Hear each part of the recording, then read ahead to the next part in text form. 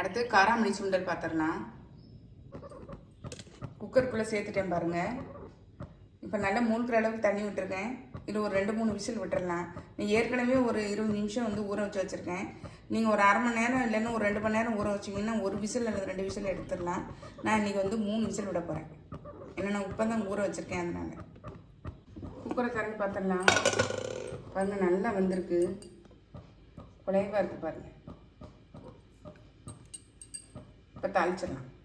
அடுப்பில் பேன் போட்டு எண்ணெய் விட்டுருக்கேன். கடுகு தாளிச்சிடலாம்.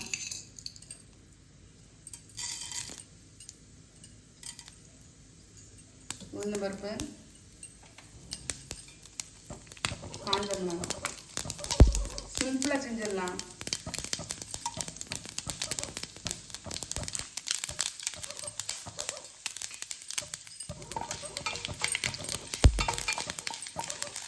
இது கூடயே பெருங்காயத்தையும் சேர்த்துடலாம். கருவேப்பிலை சேர்த்துடலாம். வேக வச்ச காராமணியை சேர்த்துடலாம்.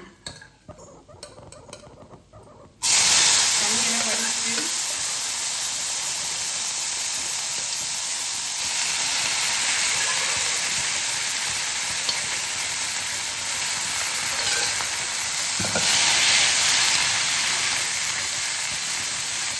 ஏற்கனவே உப்பு கொஞ்சம் சேர்த்துட்டேன் வேக வைக்கும்போது. இல்லை கொஞ்சம் இந்த தேங்காய் இதுக்கு மட்டும் கொஞ்சம் சேர்த்துக்கலாம்.